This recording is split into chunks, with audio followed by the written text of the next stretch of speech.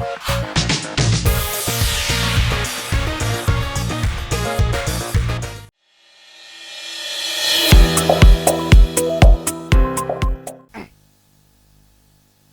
Number पे आए। 4 number के लिए कौन से नंबर हैं जो इनको यूज करने चाहिए?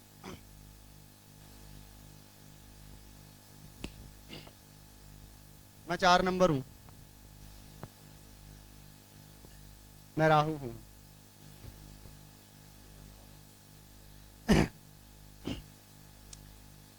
राहु के बारे में एक बात बताऊं सर, आपको पता है नहीं पता, मैंने एक सब्जेक्ट पढ़ा था जिसे हम कहते हैं सिख एस्ट्रोलॉजी। सिख कम्युनिटी के ऊपर ज्योतिष में बहुत सारी बातें हैं, उसका एक बकायदा सब्जेक्ट आता है जिसे सिख एस्ट्रोलॉजी कहते हैं। वो मैंने 2015 में पढ़ा था। गुरुद्वारे के अंदर, गुरुद्वारा साहब के अंदर जितने भी काम होते हैं, मैं बेसिकली पंजाब का रहने वाला हूँ, अमृतसर का हूँ, तो मैं मैक्सिमम सरदारों के बीच में रहा हूँ। मैंने इस एस्ट्रोलॉजी को बड़ा ध्यान से डिटेल में पढ़ा है। गुरुद्वारे के अंदर जितने भी काम होते हैं वो सब एस्ट्रोलॉजी बेस्ड होते हैं, आप माने या ना माने, वो सब एस्ट्रोलॉजी।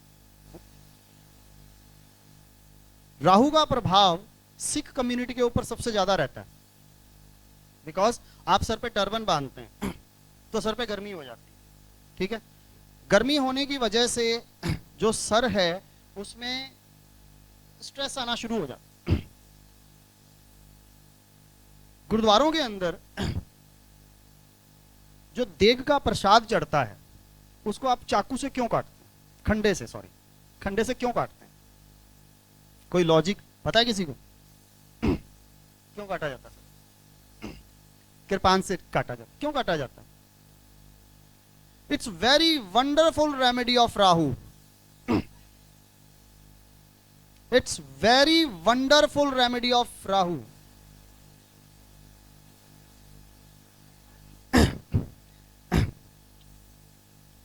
ये राहु की सबसे अच्छी रेमेडी है जो हमने पढ़ी और बहुत लोगों के ऊपर अप्लाई भी करी।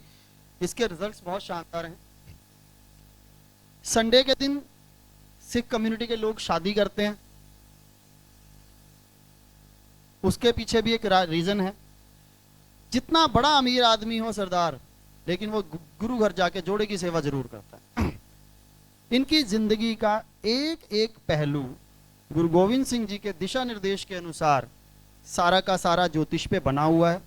ये माने या ना माने, मेरे पास हर चीज का लॉजिक है, मैं आपको लॉजिक बता सकता हूं। लेकिन फिलहाल हम 4 नंबर पे आते हैं। राहु की बात हुई तो मुझे कड़ा प्रसाद को काटने वाली रेमेडी याद आ गई राहु की, इसलिए मैंने सोचा आपको बता दूं इस चीज में।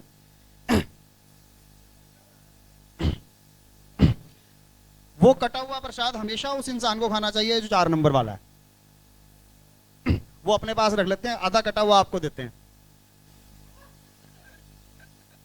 वो उनका काम है, उन्होंने नेगेटिव फीचर राहु के अपने पास रख लिए भगवान के चरणों में, और बाकी जो पॉजिटिव फीचर है ना वो आपको दे दिए, आप खाओ उसको। ये बहुत बड़ी रेमेडी है राहु की, मैं आपको बताता हूं। एवरी संडे 12 बजे से पहले पहले उनके लिए सबसे बेस्ट है। हाँ, मैं राहु का ही काम कर रहा हूं। मैं आपको एक और, हाँ, मैं आपको एक चीज बताता हूं। हर प्लेनेट पॉजिटिव हो नेगेटिव हो, ना वो पॉजिटिव होता है ना वो नेगेटिव होता है, वो न्यूट्रल होता है। सारे के सारे प्लेनेट, उसमें पॉजिटिव नेगेटिव क्वालिटीज हमेशा होती हैं। मैं एक ऐसा इंसान हूं, यहां पर खड़ा हूं, मैं ये कहूं कि मैं बहुत ही अच्छा आदमी हूं तो ऐसा नहीं हो सकता, मेरे अंदर बहुत सारी कमियां होंगी। ठीक है, हर आदमी के अंदर होती हैं पॉजिटिव और नेगेटिव। अब कोई प्लेनेट आपको बहुत ही ज्यादा तंग कर रहा है, वो आपको दुखी की जा रहा है, ठीक है, तो चुप करके उसके पॉजिटिव फीचर अपनाने शुरू कर दो, वो अपने नेगेटिव देने बंद कर देगा। इसका एक एग्जांपल देता हूं। एक बंदा मुझसे लड़ने के लिए मेरे घर आ गया और मुझे पता था ये बंदा मुझसे लड़ने के लिए आ रहा है, तो मैंने पहले से तैयारी कर रखी थी। एक दीपक सजाया, थाली के अंदर फूल फाल रखे, हार भी मंगा लिया था एक बार। जैसे ही दरवाजा खोला ना, मैंने हार उठाते सबसे पहले उसके गले में डाल दिया और साथ ही फूल डालने शुरू कर दिए और आरती उतारनी शुरू कर दी। वो बंदे का गुस्सा वैसे ही शांत हो जाएगा। हो गया यार, मैं तो इससे लड़ने के लिए आया था, ये मेरा स्वागत कर रहा है। यही यही प्लेनेट वाइफ पे सबसे ज्यादा ट्राई करना चाहिए। सुखी जिंदगी का सबसे बड़ा आधार। ठीक है। हाँ जी। तो हर प्लेनेट का पॉजिटिव और नेगेटिव दोनों ही रोल होते हैं। अगर अब हम राहु की बात कर रहे हैं, राहु मैं आपको बताता हूं, मेरा राहु उच्च का है, ठीक है, और मैं हमेशा राहु को यूज करता हूं। मैं हमेशा राहु को यूज करता हूं। मैंने आपको अभी एक बात बताई कि मैंने अगर कुछ कमाया है यहां पर, तो मैंने आप लोग कमाए हैं, और ये जो मेरा वीडियो बन रहा है ये कमा रहा हूं, जो कि यूट्यूब पे धड़ाधड़ चलेगा। आप उस प्लेनेट को और उसके पॉजिटिव फीचर्स को जब आप यूज करना शुरू कर देते हैं तो वो प्लेनेट आपको नेगेटिव रिजल्ट कभी नहीं देता। ये सबसे बड़ी रेमेडी होती है। चलिए 4 नंबर पे आ जाते हैं। 4 में यूजेबल नंबर जो है वो है 22।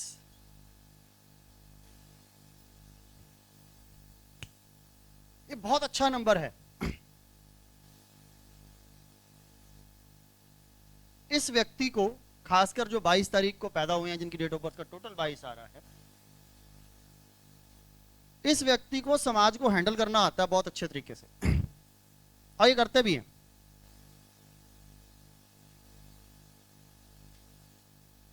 तो 22 यूजेबल है। और अवॉइडेबल कौन सा है, कौन सी राशि में बताइए? नीच का कहां होगा? 76।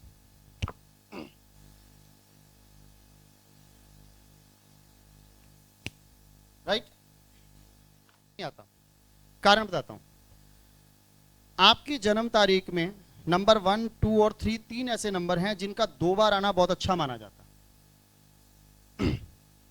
मैंने, अगर किसी ने मेरी पिछली वर्कशॉप लगाई हो जो 3 तारीख की कॉन्स्टिट्यूशन क्लब में लगी थी, 3 मार्च की थी, अगर आपने वो लगाई हो और उसको अगर आपने ध्यान से सुना हो, तो मैंने आपको एक बात बताई थी कि जहां 11 आ गया या 22 आ गया या 3 आ गया, वहां पर आप सूर्य के, चंद्रमा के और बृहस्पति के नेगेटिव रिजल्ट्स को भूल जाइए, ये पॉजिटिव हो जाते हैं, इनमें मैच्योरिटी आ जाती है। तो 22 नंबर एक मैच्योरिटी का नंबर है। यहां पर इमोशनल प्रॉब्लम नहीं है, लेकिन इसका टोटल जो बन रहा है वो 4 बन रहा है, इसलिए 22 नंबर वाले मैनिपुलेटिव होते हैं। तो दूसरों से काम निकलवाने की जो कला है ना, वो 22 वालों से अच्छी किसी में नहीं आती, 11 वालों में भी होती है। बहुत इंपॉर्टेंट सवाल। 13 नंबर को इतना अच्छा नंबर नहीं मानते। बहुत सारी बिल्डिंग्स आपने देखी होंगी जहां पर 13वां माला ही नहीं है, 13वां फ्लोर ही नहीं होता, 12 के बाद डायरेक्ट 14वां फ्लोर होता है। चंडीगढ़ चले जाओ तो वहां सेक्टर 13 ही नहीं है, बनाया ही नहीं उन्होंने। यूरोप के लोग जो हैं वो 13 नंबर को यूज ही नहीं करते। क्यों? अब उसका कारण ढूंढ लेते हैं हम यहां पे।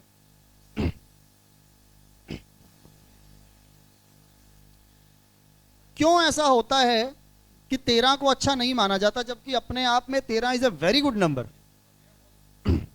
13 इज वेरी गुड नंबर। किस एंगल? मैंने कहा ना, पॉजिटिव नेगेटिव दोनों चीजें। 13 क्यों अच्छा है और उसका ड्रॉबैक क्यों है कि जिसकी वजह से 13 को अवॉइड किया जाता है। तो हम इस पे आ जाते हैं, इसको लेते हैं। This is sun and this is Jupiter. Energy and knowledge, ये इसके एक पॉजिटिव फीचर है। आप कोई 13 तारीख वाला इंसान उठा के देख लीजिएगा, वो बहुत एनर्जेटिक मिलेगा और उसकी नॉलेज का लेवल भी बहुत अच्छा होगा, लेकिन उसके बावजूद भी उसको जिंदगी में बहुत ज्यादा स्ट्रगल करना पड़ता होगा। और 13 वालों में एक जो प्रॉब्लम बड़ी कॉमन देखी गई है वो ये देखी गई है कि सारा कुछ स्मूथ चल रहा है, पूरी एनर्जी से काम कर रहे हैं, पूरी नॉलेज लगाई हुई है, पूरा सब कुछ किया, बीच में आके कहीं ना कहीं एक छोटी सी मिस्टेक हुई और मिसमैनेजमेंट हो गई और बना बनाया काम बिगड़ गया। क्यों?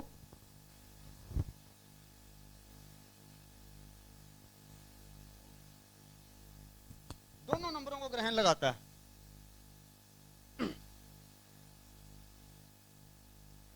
मैंने एक प्रोग्राम हुआ था चंडीगढ़ में, मैंने उन्हें मना किया था आप 13 तारीख को मत करो,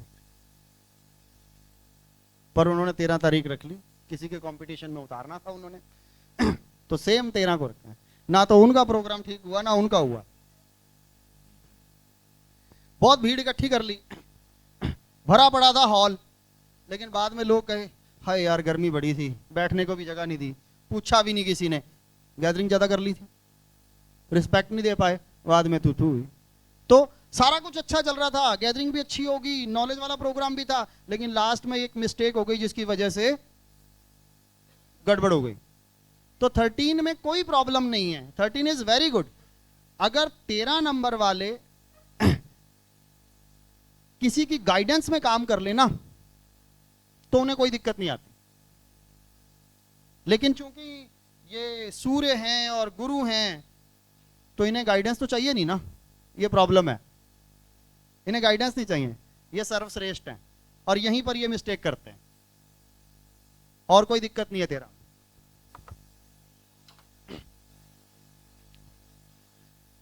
अपने राहु को अच्छा कीजिए, इससे बढ़िया रेमेडी क्या हो सकती है। आप भी गुरुद्वारे जाया कीजिए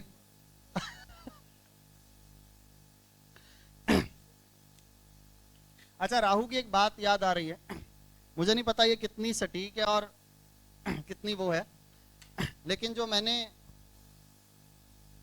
सिख एस्ट्रोलॉजी में पढ़ी है वो ये पढ़ी है कि जो राहु होता है उसको 2 ग्रह मारते हैं हमेशा।